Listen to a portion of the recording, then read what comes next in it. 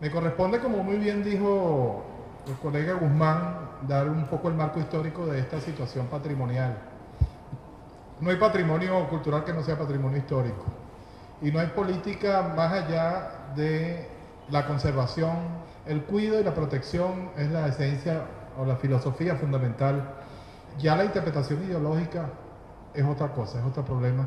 Y la manipulación que siempre se ha hecho desde el periodo colonial hasta nuestros días. El primero que cometió este error fue el primer historiador, Oviedo Ibañez, cuando inventó, por ejemplo, lo que dijo ahorita Guzmán, Guaycaipuro. Guaycaipuro realmente, documentalmente, no murió donde dice Oviedo Ibañez. A lo mejor fue un héroe, pero si usted va al archivo de Sevilla y busca en el pleito del capitán Cobos, un pleito por encomiendas, encuentra que Guaycaipuro estaba vivo todavía por ahí por los años de 1580, ¿no? Entonces una cosa es el patrimonio, otra cosa es la interpretación y el uso ideológico de estas cosas, ¿no? Lo mismo acaba de escribir el doctor Elías Pino el domingo sobre el caso de Zamora, que también lo mencionó Guzmán. Zamora era una persona que tenía esclavos. Y además, cuando se los quitaron por el decreto de liberación de la esclavitud en el año 54 del general Monaga, fue a cobrar sus reales, la indemnización que pagó el gobierno, el Estado, en unos bonos, por sus esclavos, ¿no? Entonces, una cosa es el Zamora que nos presentan, ¿no? Y otra cosa es el Zamora histórico. Pero de todas maneras los errores también son parte del patrimonio histórico. Y hay que guardarlos y hay que cuidarlos, ¿no? Yo nunca he estado de acuerdo con el derribo de estatuas, por ejemplo. Ni siquiera las de Stalin o las de Franco. O las estatuas aquí de Cristóbal Colón, que desgraciadamente y vergonzosamente uno de los que participó en el derribo de la estatua de Colón aquí en la Paseo Colón era un estudiante de historia, un estudiante de esta universidad, ¿no? Creyendo que este tipo de gestos contribuye a algún tipo de orientación política cuando es todo lo contrario, ¿no? Entonces, realmente yo dejo este tipo de interpretación más bien a los especialistas como Guzmán, como el profesor Marcano. Yo me limito a señalarles la importancia y el valor que tiene el Parlamento como esencia histórica del proceso histórico venezolano. Hoy en día existe lo que se llama el archivo histórico del Poder Legislativo, hoy se llama Asamblea Nacional. Ese archivo histórico tiene una riqueza que ustedes no se imaginan, no solamente por el hecho de los documentos y leyes, decretos y demás tipos de normativa que ha emanado de allí, sino por parte de una cosa que es los diarios de debate. Los diarios de debate, entre ellos yo traje aquí uno, ¿no? Yo pensé que esto estaba más cerca de ustedes. Si quiere se lo voy a pasar a Guzmán para que lo vea. Al final está la versión taquigráfica del diario de debates, un diario de debate, fíjense la taquigrafía, para que lo vea. Pero por favor me lo devuelven. Esto es el resultado de cuando funcionaba el Poder Legislativo en Venezuela. En la época del presidente del Congreso era Godofredo González.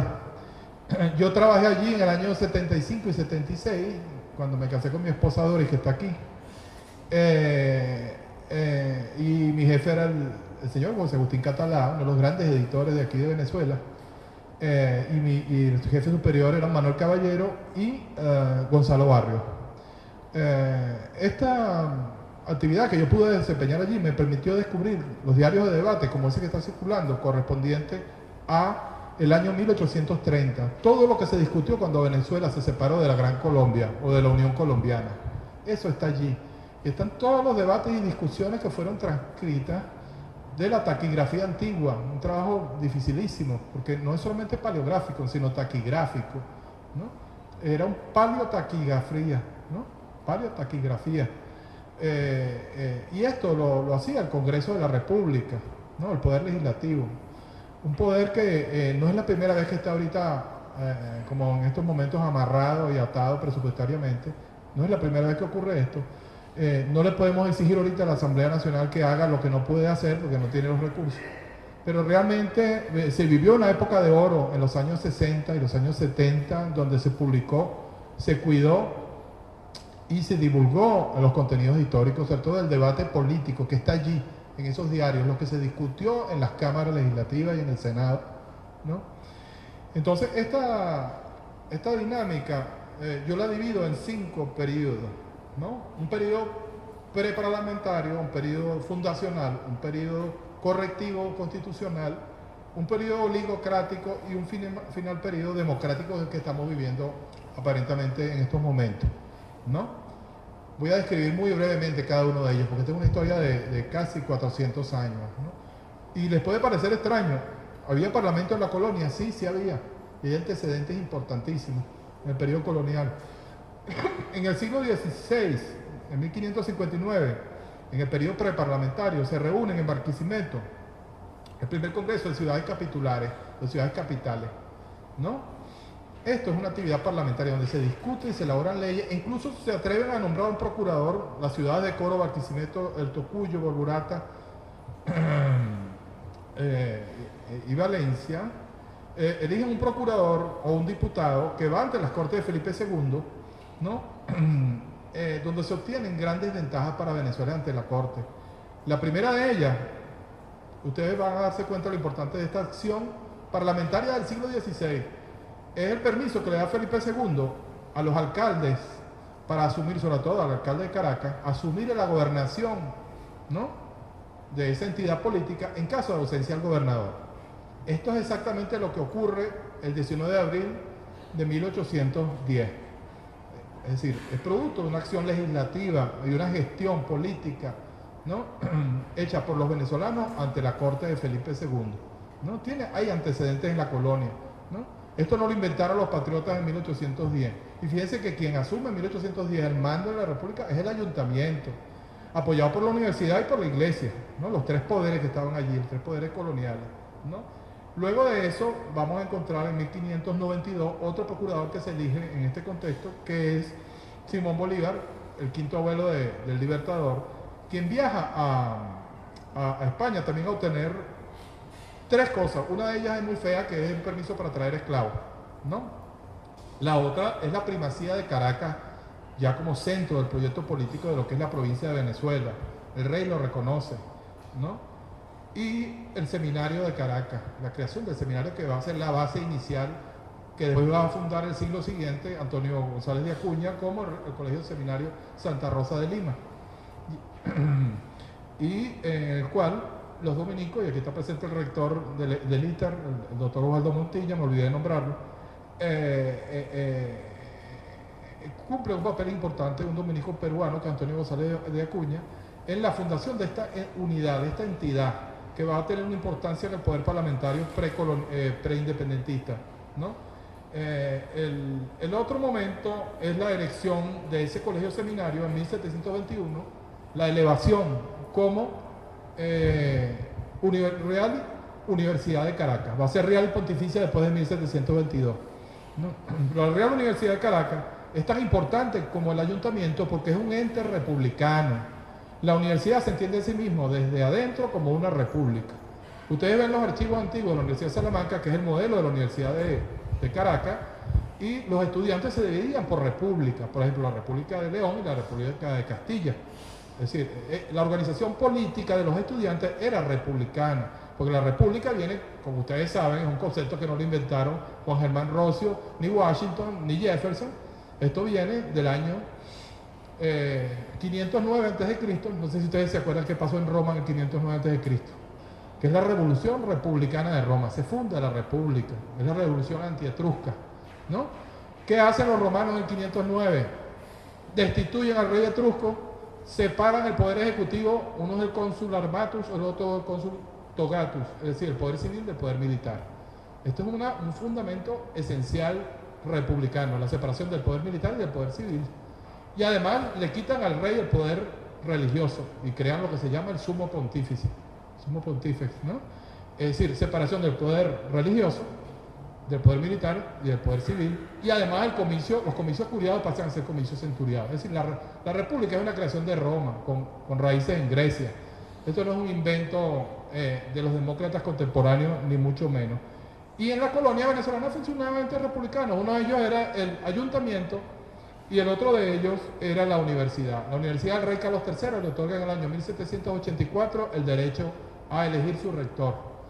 ¿no? Y el claustro debate, produce normas, produce leyes y discute. Es un pequeño parlamento. Y fíjense ustedes qué casualidad que quienes deponen a Vicente de Emparan en 1810, ¿quiénes son? La universidad y el ayuntamiento, los dos entes republicanos, ¿no? En base al derecho de tradición que había dado Felipe II en 1592 en cuanto a que en sustitución del gobernador pueda asumir el mando el cabildo, ¿no? O el alcalde o el regidor que tenga el nivel más alto en ese momento en el poder municipal, ¿no? Fíjense ustedes la importancia, entonces incluso desde el tiempo pre-parlamentario, ¿no? Que tiene el Parlamento. Luego vamos a encontrar un Parlamento fundacional, que ustedes ya lo conocen, no voy a abundar mucho en él, que es no el 5 de julio, ni el 19 de abril, yo diría que es el 11 de junio de 1810, cuando la Junta Suprema de Caracas convoca a la elección de un congreso, elección de diputados para un congreso, es el Parlamento. El 5 de julio lo que hace este congreso es decretar la independencia absoluta de Venezuela, pero cuando la Junta Suprema convoca a un congreso no lo hace por diversión, ¿no? Lo hace porque está admitiendo una soberanía popular propia en la jurisdicción de lo que es la provincia de Venezuela. Y aquí hay una ruptura definitiva con el rey, el poder del rey, ¿no? Y esto lo hace la Junta Suprema de Caracas. En 1810, el 11 de junio, se convoca al Congreso, se hacen las elecciones, se eligen los 45 diputados, se instalan, etcétera. Y esto es muy importante, y esto está en los archivos del Congreso, porque eso es importante el patrimonio, ¿no?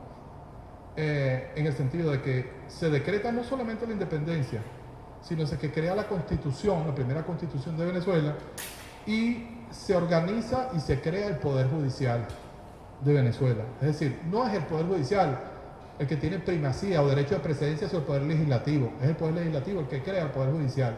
Esto tiene mucho que ver con la situación política actual, en la cual el Poder Judicial venezolano, que es un poder en segundo grado, está en estos momentos limitando la operatividad jurídica y política de la Asamblea. Y la Asamblea tiene primacía jurídica y doctrinaria desde 1811, porque ella es, el Poder Legislativo es el que crea el Poder Judicial, no el Poder Judicial el que crea el Poder Legislativo, ¿no? Y de aquí la importancia del patrimonio, ¿no? Y en ese sentido, desgraciadamente, esta república cae bajo el empuje de Monteverde, ¿no? Y vamos a encontrar a partir de allí un tercer tipo de parlamentos, que son los parlamentos correctivos, que empiezan a corregir los errores, ¿no? Algunos provienen de las propuestas de Simón Bolívar en la llamada Manifiesto de Cartagena, en su Carta de Jamaica, en su discurso de Angostura, pero también hay todo un grupo de legisladores que a partir del Congreso empiezan a construir desde mayo de 1817 con el llamado Congresillo de Cariaco, donde trata Mariño de desplazar al Libertador, donde el Congreso de Angostura en 1819 y el de Cúcuta en 1821, donde se dan las bases de la futura Gran Colombia, la Unión Colombiana, que por cierto tampoco es una creación ni de Bolívar ni de Miranda, que fueron los que lo repropusieron. La primera vez que existió la Gran Colombia, ustedes se van a sorprender, con otro nombre, se llamaba el Virreinato de Santa Fe, de Bogotá, ¿no? Y esto lo creó el rey Felipe II, el primer rey Borbón de España, hacia 1720, en la década de 1720, asesorado por sus ministros como Patiño, el mismo que creó la Compañía Guipuzcoana de Caracas. Y fue una entidad política, el Virreinato de Santa Fe funcionó con una jurisdicción que iba desde el Orinoco hasta Guayaquil, hasta el Pacífico, imagínense. Ni siquiera los Estados Unidos todavía habían alcanzado la creación de una nación con dos costas, en el Pacífico y el Atlántico, ¿no? Ya el rey Felipe V había creado esta entidad, solo que después se deroga y sobre todo en tiempos de Carlos III, Venezuela es elevada a la condición de capitanía general como gobernación, ¿no? Y es separada, ¿no?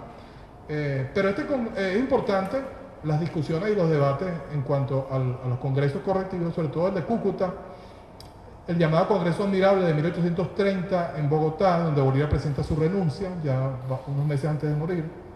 El Congreso de Valencia, muy importante, donde Venezuela decide separarse en un esquema centrofederalista de la Gran Colombia, o de la Unión Colombiana. Por cierto que todavía existe la casa, eso es parte del patrimonio también en Valencia, en la esquina de la Estrella, es parte del patrimonio cultural. Y los congresos que de una u otra forma se asocian a la guerra federal. Entre ellos, un documento muy importante que es el decreto de garantías que emite el mariscal Falcón, que es la base de la democracia actual. La gente no lo conoce, el decreto de garantías de Falcón, que es anterior a la Constitución Federal del año 1864. La Constitución Federal del 64 es el punto de referencia de todas las constituciones que hemos tenido hasta nuestros días, desde el punto de vista de la federación y vamos a decir, la desconcentración del poder alrededor del proyecto de Caracas, ¿no? Ya para terminar, encontramos unos congresos oligocráticos. Voy a resumirlo mucho. Oligocrático quiere decir el poder en muy pocas manos, no es el autocrático. Guzmán, Blanco ni Gómez fueron realmente autócratas ellos solos, no tengo tiempo de explicarlo ahorita, pero Guzmán Blanco logra dentro del Congreso, y además el que construye el Palacio Federal Legislativo, ya lo hablará el doctor Marcano. Hay un libro muy bueno de Manuel Alfredo Rodríguez donde lo pueden leer, se llama El Capitolio de Caracas, pueden leerse allí la historia de esta construcción. Pero Guzmán Blanco crea una cosa dentro de este periodo de los parlamentos oligocráticos entre Guzmán Blanco y Gómez, que es el Consejo Federal de Gobierno.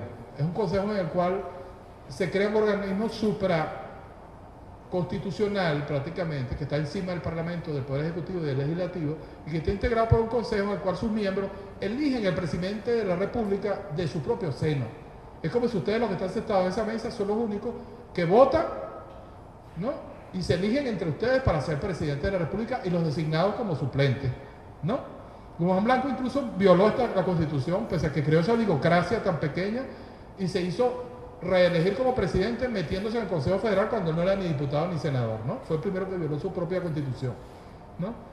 Es muy importante este periodo, importantísimo, no solo por la construcción del Palacio Federal Legislativo, sino por la riqueza y lo que aportó Guzmán, entre otras cosas, la primera transcripción de ese libro que está circulando por allí, ¿no? Realmente tiene una visión histórica y patrimonial Guzmán en muchos aspectos, ¿no? Aunque también destruyó patrimonio, como destruyó el convento de las monjas Concepciones, pero eso lo ha hecho todo el mundo. Eso lo hizo López Contreras cuando destruyó la Rotunda, cuando destruyó la casa del Conde de San Javier en la esquina del Conde. Ustedes ven una esquina en Caracas que se llama la esquina del Conde, el Conde de San Javier. Ahí se reunió el primer Congreso de Venezuela y no había necesidad de tumbarla. ¿Por qué la tumbaron? Porque ahí funcionó el nuevo diario, que era el diario del gomecismo. ¿Por qué tumbaron la Rotunda? Porque ahí estaban, y estuvo preso incluso el hijo del propio López Contreras por órdenes del propio López Contreras, ¿no?